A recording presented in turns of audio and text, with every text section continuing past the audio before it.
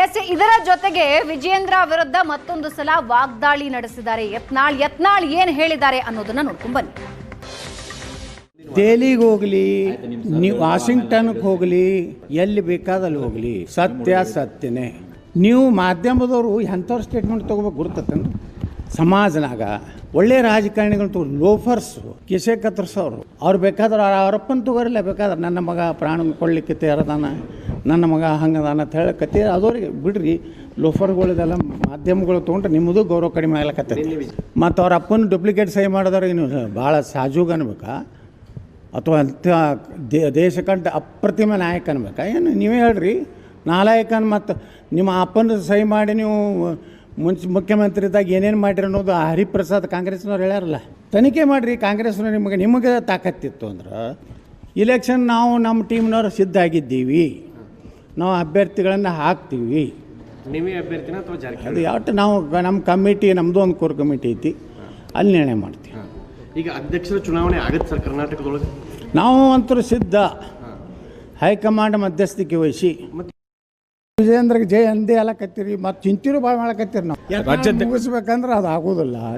ವಿಜೇಂದ್ರ ಕಡೆನೂ ಆಗೋದಿಲ್ಲ, ವಿಜೇಂದ್ರ ಚೀಲಾಗಳ ಕಡೆದ್ದು ಆಗೋದಿಲ್ಲ. ನೋಡೋಣ್ರಿ, ಅವ್ರ ಅಸಮರ್ಥ ಎದಕ್ಕೆ ಮಾಡ್ಯಾರು ನಮಗೂ ಗೊತ್ತಾಗಲಿಲ್ಲ. ಜನ ಯಡಿಯೂರಪ್ಪನ ಲಿಂಗಾಯತರೊಳಗೆ ಭಾಳ ಪ್ರಭಾವ ಐತೆ ತಿಳ್ಕೊಂಡಾರ. ಯಾರೂ ಲಿಂಗಾಯತರು ಅವ್ನು ಹಿಂದೆ ಇಲ್ಲೇ ಇಲ್ಲ, ಅವ್ನ ಕುಟುಂಬ ಬಿಟ್ಟರೆ. ನಾ ಯಡಿಯೂರಪ್ಪನ ಮುಖಾಂತರ ಬಿ ಜೆ ಪಿಗೆ ಬಂದಿಲ್ಲ. ನಾ MLC ಆಗಿದ್ದೆ, ಇಂಡಿಪೆಂಡೆಂಟು. ನನಗೆ ಒಂದು ದಿವಸ ಅಮಿತ್ ಶಾ ದಿಲ್ಲಿದಿಂದ ಫೋನ್ ಮಾಡಿದ್ರು, ದಿಲ್ಲಿಗೆ ಬಾ ಅಂತೇಳಿ. ಹೋದೆ, BJP ಸೇರಂದರು, ಸೇರೀನಿ. ಇದನ್ನು ಬಿಟ್ಟರೆ ನೀವು ಯಡಿಯೂರಪ್ಪ ನಮ್ಮ ತಂದೆ ಪೂಜ್ಯ ತಂದೆಯವರಿಂದ ಯತ್ನಾಳ್ ಸೇರಿಲ್ಲ. ಯಡಿಯೂರಪ್ಪನ ಉಪಕಾರ ಏನೂ ಇಲ್ಲ. ನಾ ಅವನ ಬಳಿ ಎಂದೂ ಮಂತ್ರಿ ಕೇಳಿಲ್ಲ. ನಾ ಹೇಳಿ ಬಂದೀನಿ ಯಡಿಯೂರಪ್ಪಗೆ, ನಿನ್ನಂಥ ಭ್ರಷ್ಟ ಮುಖ್ಯಮಂತ್ರಿ ಕೈಯಾಗ ನಾ ಮಂತ್ರಿ ಆಗೋದಿಲ್ಲ, ನೀನು ಮಹಾಭ್ರಷ್ಟ ಅದೀಯಾ, ನಿನ್ನ ಮಗ ಡೂಪ್ಲಿಕೇಟ್ ಸೈ ನಿನ್ನ ಮಾಡ್ತಾ ಇದ್ದಾನೆ ಅಂತ ಹೇಳಿ ಬಂದೀನಿ. ವಿಜೇಂದ್ರ ಮಾಡದೇ ಇದ್ದರೆ ಕರ್ನಾಟಕದಲ್ಲಿ BJP ನೆಲ ಕಚ್ಚೋದು ಖಚಿತ. ಜೊತೆಗೆ BP ಹರೀಶ್ ಮಾತಾಡಿದ್ದಾರೆ. ಶಾಸಕ ಅವರು ಬದಲಾವಣೆ ಮಾತಾಡಿದ್ದಾರೆ. ಬದಲಾವಣೆಯ ಮಾತಿನ ಜೊತೆಗೆ ಯತ್ನಾಳ್ ಪರವಾಗಿ ಬ್ಯಾಟ್ ಬೀಸಿದ್ದಾರೆ, ಹಾಗೆ ರಮೇಶ್ ಜಾರಕಿಹೊಳಿ ಪರವಾಗಿಯೂ ಬ್ಯಾಟ್ ಬೀಸಿದ್ದಾರೆ. ಅವ್ರು ಹೇಳಿದ್ದಾರೆ 17 ಶಾಸಕರನ್ನ ಕರ್ಕೊಂಡ್ಬಂದ್ರು, ಅದಕ್ಕೆ CM ಆದ್ರು. ಅದರ ಜೊತೆಗೆ ರಾಜ್ಯಾಧ್ಯಕ್ಷರಾಗಿ ಸ್ಥಾನ ಕೊಟ್ಟಿದ್ದಾರೆ, ಆದರೆ ಅವರ ಬೆಳವಣಿಗೆ, ಅವರ ಕೆಲಸ ಏನಿದೆ ಅದು ಶೂನ್ಯ ಇದೆ ಎಂದಿದ್ದಾರೆ. ವಿಜೇಂದ್ರ ಅವರು ಅನುಭವದ ಕೊರತೆ. ಬಸನಗೌಡ ಪಾಟೀಲ್ ಯತ್ನಾಳ್ ಅವ್ರನ್ನೇ ಸ್ಪರ್ಧೆ ಮಾಡಿಸ್ಬೇಕು ಅಂತ ಇದ್ದೀವಿ. ಯತ್ನಾಳ್ ಅವ್ರಿಗೆ ವಿರೋಧ ಪಕ್ಷದ ನಾಯಕರನ್ನು ಮಾಡಿದ್ರು ಮಾಡ್ಬೋದು. ಇನ್ನು ಭಾಳಷ್ಟು ಬದಲಾವಣೆಗಳು ಕಾಣ್ತಾ ಇದೆ ಈ ಇನ್ನೊಂದು 2-3 ತಿಂಗಳಲ್ಲಿ. ರಮೇಶ್ ಜಾರಕಿಹೊಳಿ ಅವ್ರು ಮಾತಾಡಿದ್ರೆ ರಾಜ್ಯದಲ್ಲಿ ಎಲ್ಲಾದರೂ ಪ್ರವಾಸ ಮಾಡೋದು ಕಷ್ಟ ಆಗತ್ತೆ ಅಂತಕ್ಕಂಥ ಒಂದು ರೀತಿ ಭಯ ಒಡ್ತಕ್ಕಂಥ ಹೇಳಿಕೆಯನ್ನು ಕೊಟ್ಟಾಗ ಸ್ವಾಭಾವಿಕವಾಗಿ ನಮಗೂ ಅನಿಸ್ತದೆ ಇದು ಬಾಲಿಶ ಹೇಳಿಕೆ. ಇವತ್ತು ಜಾರಕಿಹೊಳಿ ಅವರು 17 ಶಾಸಕರ ಜೊತೆ ಕಾಂಗ್ರೆಸ್ಸನ್ನು ಬಿಟ್ಟು ಯಡಿಯೂರಪ್ಪನವ್ರು ಮುಖ್ಯಮಂತ್ರಿ ಮಾಡ್ಲಿಕ್ಕೆ ಬಂದವರು. ಪದೇ ಪದೇ ನಮ್ಮ ಪೂಜ್ಯ ತಂದೆ ಅಂತಕ್ಕಂಥದ್ದನ್ನ ಬಿಡಿ, ಪೂಜ್ಯ ತಂದೆಯವ್ರು ಸಾಕಂತೇಳಿ ಹೈಕಮಾಂಡ್ ನಿಮಗೆ ರಾಜ್ಯಾಧ್ಯಕ್ಷ ಕೊಟ್ಟಿದೆ. ನಿನ್ನ ಸಾಧನೆಯನ್ನು ತಿಳಿಸ್ರಿ. ಅವರು ನಮ್ಮ ಪಕ್ಷದ ರಾಜ್ಯಾಧ್ಯಕ್ಷರಾದ ಮೇಲೆ DK ಶಿವಕುಮಾರ್ ಅವರು ನಿಮಗೆ ನಾವು ಭಿಕ್ಷೆ ಕೊಟ್ಟಿದ್ದೀವಿ ಅಂದರು. ನಾಗರಾಜ್ ಗೌಡಂಗೆ ಟಿಕೆಟ್ ತಪ್ಪಿಸಿ ನಿಮಗೆ ಭಿಕ್ಷೆ ಕೊಟ್ಟಿದ್ದೀವಿ ಅಂದರು. ಅದಕ್ಕೆ ಉತ್ತರ ಕೊಡಬೇಕಲ್ರಿ ಅವರು. ನಾನು ಸ್ಪರ್ಧೆ ಮಾಡ್ತೀನಿ, ನಾನು ನ್ಯಾಯಯುತವಾಗಿ ಗೆದ್ದಿದ್ದೀನಿ ಅಂತ ಹೇಳ್ಬೇಕಲ್ಲ. ಅರೆ ನೀವು ಅವ್ರ ಮೇಲೆ ಏನು ಹೇಳಿದ್ರು ಒಂದಕ್ಕೂ ಕೂಡ ಇದುವರೆಗೂ ಅವರು ಉತ್ತರ ಕೊಟ್ಟಿಲ್ಲ. ನಮ್ಮ ರಾಜ್ಯಾಧ್ಯಕ್ಷರು ಮಾತಾಡ್ಲಿಕ್ಕೆ ಪ್ರಾರಂಭ ಮಾಡಿದರೆ ಸಿದ್ದರಾಮಯ್ಯನವರು, DK ಶಿವಕುಮಾರ್ ಅವರು ಬಿಚ್ಚಲ ನಿಜವಾಗ್ಲೂ ಸದನದಲ್ಲಿ ಅಗೌರವ ಆಗೋ ರೀತಿಯಲ್ಲಿ ನಿಮ್ದು ಗೊತ್ತಿಲ್ವಾ? ನಿಮ್ದು ಬಿಚ್ಚಲ ಅಂದರೆ ಅರ್ಧ ಗಂಟೆ ಸದನದಲ್ಲಿ ಕೂರಲ್ಲ ನಮ್ಮ ರಾಜ್ಯಾಧ್ಯಕ್ಷರು, ಹಿಂದ್ಗಡೆ ಬಾಗಿಲಿಂದ ಹೋಗ್ತಾರ, ಅವತ್ತಿರೋದೇ ಇಲ್ಲ. ಇಂತಹ ವಿಚಾರಗಳನ್ನು ಹೊಂದಿದಂಥ ರಾಜ್ಯಾಧ್ಯಕ್ಷರಾದರೆ ಕಾಂಗ್ರೆಸ್ನವ್ರಿಗೆ ಹಬ್ಬ ಆಗುತ್ತೆ. ಎಸ್, ಹಾಗಾದ್ರೆ ಬಿಜೆಪಿಯಲ್ಲಿ ಏನಾಗ್ತಾ ಇದೆ? ನಾಳೆಯ ಈ ಸಭೆಗಳ ಮೂಲಕ ಕ್ಲೈಮ್ಯಾಕ್ಸ್ಗೆ ಬರುತ್ತಾ ಈ ಬಣಬಡಿದಾಟ? ಮಾತಾಡೋಣ. ಇದ್ರ ಬಗ್ಗೆ ನಮಗೆ ಇನ್ಫಾರ್ಮೇಶನ್ ಕೊಡೋದಕ್ಕೆ ನಮ್ಮ ಪ್ರತಿನಿಧಿ ರವಿ ಶಿವರಾಮ್ ಲೈವ್ನಲ್ಲಿ ಜಾಯ್ನ್ ಆಗ್ತಾ ಇದ್ದಾರೆ. ನಮ್ಮ ರಾಜಕೀಯ ವಿಶ್ಲೇಷಕರಾದ ಪ್ರಶಾಂತ್ ನಾಥು ಜಾಯ್ನ್ ಆಗ್ತಾ ಇದ್ದಾರೆ. ಇಬ್ಬರಿಗೂ ಕಾರ್ಯಕ್ರಮಕ್ಕೆ ಸ್ವಾಗತ. ಮೊದಲಿಗೆ ಬಿಜೆಪಿ ಬೀಟ್ನ ಫಾಲೋ ಮಾಡ್ತಾ ಇರೋ ರವಿ ಶಿವರಾಮ್ನ ಮಾತಾಡ್ಸೋಣ. ರವಿ ಶಿವರಾಮ್, ನಾಳೆ 3 ಪ್ರಮುಖ ಸಭೆಗಳು ನಡೆಯೋದಿದೆ. ರಾಧಾಮೋಹನ್ ಬರ್ತಾರೆ, ಎಲ್ಲ ಇನ್ಫಾರ್ಮೇಶನ್ ತಗೊಳ್ತಾರೆ, ಹೈಕಮಾಂಡ್ಗೆ ಹೋಗ್ತಾರೆ. ಆದರೆ ಈಗ ಏನು ಹೇಳಿಕೆಗಳು, ಇವಾಗ BP ಹರೀಶ್ ಅವರ ಹೇಳಿಕೆಗಳನ್ನು ನೋಡಿದೆ. ಯತ್ನಾಳು ಮತ್ತೆ ನೇರವಾಗಿ BS ಯಡಿಯೂರಪ್ಪ ವಿರುದ್ಧ ಹರಿಹಾಯ್ತಾ ಇದ್ದಾರೆ, ಜಾರಕಿಹೊಳಿ ಹರಿಹಾಯ್ತಾ ಇದ್ದಾರೆ. ನಾಳೆಯ ಸಭೆಗಳ ನಂತರ ತಣ್ಣಗಾಗತ್ತೆ ಅನ್ನೋ ಲಕ್ಷಣಗಳು ಕಾಣಿಸ್ತಿಲ್ಲ.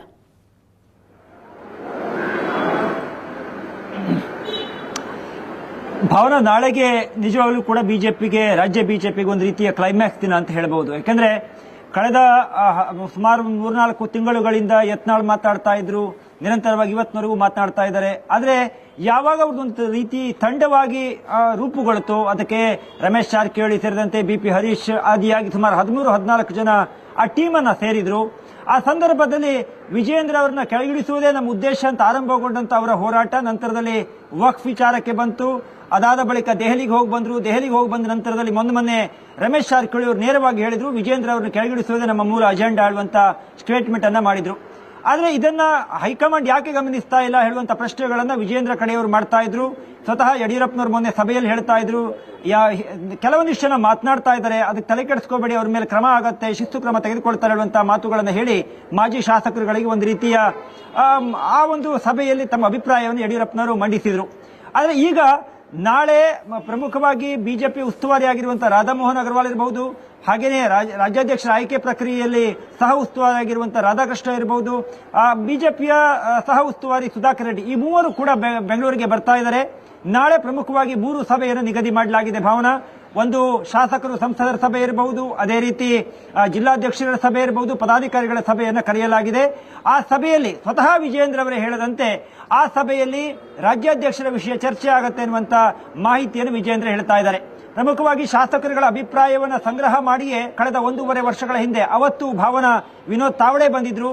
ಯಾರನ್ನ ವಿಪಕ್ಷ ನಾಯಕರನ್ನಾಗಿ ಮಾಡಬೇಕು, ಯಾರನ್ನ ರಾಜ್ಯಾಧ್ಯಕ್ಷನಾಗಿ ಮಾಡಬೇಕು ಅನ್ನುವಂತ ಅಭಿಪ್ರಾಯ ಸಂಗ್ರಹಕ್ಕೆ ಹೈಕಮಾಂಡ್ ಇದೇ ರೀತಿ ಒಂದು ತಂಡವನ್ನ ಕಳಿಸಿತ್ತು. ಆ ತಂಡದ ಮಾಹಿತಿಯನ್ನು ತೆಗೆದುಕೊಂಡು ಹೋಗಿ ಹೈಕಮಾಂಡ್ಗೆ ನೀಡಿತ್ತು. ಆದ್ರೆ ಹೈಕಮಾಂಡ್ಗೆ ತೆಗೆದುಕೊಂಡು ಹೋದಂತ ವರದಿ ಇರಬಹುದು, ಆದ್ರೆ ಹೈಕಮಾಂಡ್ ನಂತರದಲ್ಲಿ ತೆಗೆದುಕೊಂಡ ನಿರ್ಣಯ ಇರಬಹುದು.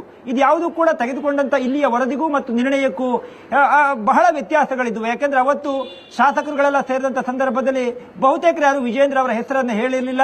ಅದರ ಜೊತೆಗೆ ವಿಪಕ್ಷ ಸ್ಥಾನಕ್ಕೂ ಕೂಡ ಆರ್ ಅಶೋಕ್ ಅವರ ಹೆಸರನ್ನು ಹೇಳಿರಲಿಲ್ಲ. ಆದ್ರೆ ಹೈಕಮಾಂಡ್ ತನ್ನದೇ ದೃಷ್ಟಿಕೋನದಲ್ಲಿ ನಿರ್ಣಯವನ್ನು ಕೈಗೊಂಡು ಇವತ್ತು ವಿಜಯೇಂದ್ರ ರಾಜ್ಯಾಧ್ಯಕ್ಷರಾಗಿದ್ದಾರೆ, ಹಾಗೆ ಅಶೋಕ್ ವಿಪಕ್ಷ ನಾಯಕರಾಗಿದ್ದಾರೆ. ಆದ್ರೆ ಈಗ ಶಾಸಕರ ಅಭಿಪ್ರಾಯವನ್ನ, ಸಂಸದರ ಅಭಿಪ್ರಾಯವನ್ನ ಮತ್ತು ಪದಾಧಿಕಾರಿಗಳ ಜಿಲ್ಲಾಧ್ಯಕ್ಷರ ಅಭಿಪ್ರಾಯಗಳನ್ನ ಕೇವಲ ಕಣ್ಣೊರೆಸೋದಕ್ಕೆ ಅಥವಾ ಒಂದು ಪ್ರೊಸೀಜರ್ ಹೇಳುವ ಕಾರಣಕ್ಕೋಸ್ಕರ ತೆಗೆದುಕೊಳ್ತಾರೋ ಅಥವಾ ಹೈಕಮಾಂಡ್ ತಲೆಯಲ್ಲಿ ಬೇರೆ ಏನಾದರೂ ಇದೆಯಾ ಎನ್ನುವಂಥದ್ದು. ಈಗ ಎಲೆಕ್ಷನ್ ವಿಷಯಕ್ಕೆ ಬರೋಣ ರವಿ, ಎಲೆಕ್ಷನ್ ವಿಷಯಕ್ಕೆ ಬರೋಣ. ಯೂಶಲಿ ರಾಜ್ಯಾಧ್ಯಕ್ಷರ ಆಯ್ಕೆ ಏನಿದೆ ಹೈಕಮಾಂಡ್ ನಿರ್ಧಾರ ಮಾಡುತ್ತೆ ಮತ್ತು ಅನೌನ್ಸ್ ಮಾಡುತ್ತೆ. ಈ ಸ್ವಲ್ಪ ಇತಿಹಾಸ ಕೆದಕ್ತಾ ಹೋದ್ರೆ ಅಂತಹ ಸಿಚುವೇಶನ್ಸ್ ಯಾವಾಗಲೂ ಹೋದ್ರೂ ಬಂದಿದ್ಯಾ? ಎಲೆಕ್ಷನ್ಗಳಾಗಿರುವಂಥದ್ದು, ಎಲೆಕ್ಷನ್ ಮೂಲಕ ಆಯ್ಕೆ ಆಗಿರೋದು?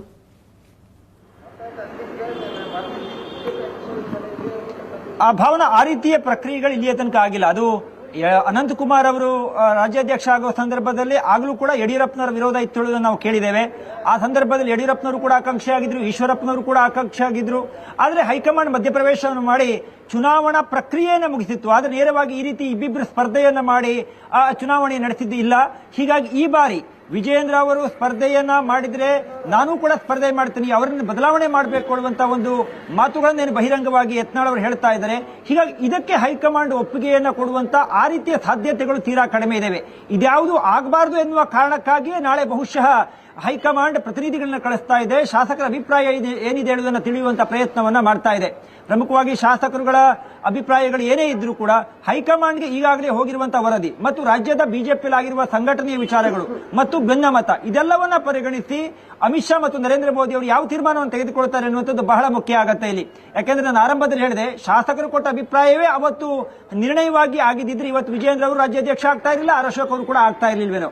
ಆದ್ರೆ ಇವತ್ತಿನ ಸ್ಥಿತಿಗತಿಯಲ್ಲಿ ಪ್ರಮುಖವಾಗಿ ಒಂದು ತಟಸ್ಥ ಬಣ ಎನ್ನುವಂಥದ್ದು ಏನಿದೆ, ಅಶೋಕ್ ಅವರಿರಬಹುದು, ಬೊಮ್ಮಾಯಿ ಅವರಿರಬಹುದು, ಸಿ ಪಾಟೀಲ್ ಇರಬಹುದು, ಸುನೀಲ್ ಕುಮಾರ್ ಇರಬಹುದು, ಇವರೆಲ್ಲರೂ ಕೂಡ ಒಂದು ಹಂತದಲ್ಲಿ ಯತ್ನಾಳ್ ಅವರ ಹೋರಾಟವನ್ನ ಸಿಂಪತಿ ಅವ್ರ ಮೇಲೆ ಆ ಸಿಂಪತಿಯಿಂದ ಅವರು ಮಾತನಾಡಿದ್ದಾರೆ. ಏನ್ ತಪ್ಪು ಹೇಳುವಂತ ಮಾತುಗಳನ್ನ ಆ ರೀತಿಯ ದಾಟಿಯಲ್ಲಿ ಅವರಿಗೆ ಬೆಂಬಲವಾಗಿ ಮಾತನಾಡಿದ್ದಾರೆ. ಹೀಗಾಗಿ ಕೇವಲ ಯತ್ನಾಳ್ ಅವರು ಮೇಲ್ನೋಟಕ್ಕೆ ಕಾಣ್ತಾ ಇದ್ದಾರೆ ಭಾವನಾ, ಅವರ ತಂಡ ಮೇಲ್ನೋಟಕ್ಕೆ ವಿಜಯೇಂದ್ರ ಅವರನ್ನ ವಿರೋಧ ಮಾಡಬೇಕು ಅನ್ನೋದು ಕಾಣ್ತಾ ಇದೆ. ಆದ್ರೆ ಬಿಜೆಪಿ ಆಂತರಿಕ ವಲಯದಲ್ಲಿ ವಿಜಯೇಂದ್ರ ಅವರನ್ನ ಬದಲಾವಣೆ ಮಾಡಬೇಕು ಅನ್ನುವಂತ ಒಂದು ಕೂಗು ಮತ್ತು ಕೆಲವು ಹಿರಿಯ ನಾಯಕರ ಅಭಿಪ್ರಾಯ ಏನಿದೆ ಅದು ಹೈಕಮಾಂಡ್ಗೆ ಈಗಾಗಲೇ ಹೋಗಿದೆ.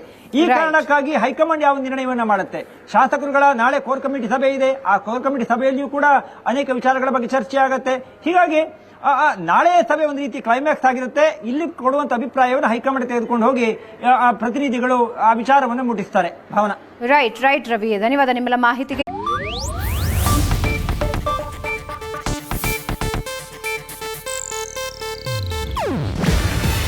ಇದು ಏಷ್ಯಾನೆಟ್ ನ್ಯೂಸ್ ನೆಟ್ವರ್ಕ್ ಪ್ರಸ್ತುತಿ. ನೀವು ನೋಡ್ತಿದ್ದೀರಾ ಏಷ್ಯಾನೆಟ್ ಸುವರ್ಣ ನ್ಯೂಸ್.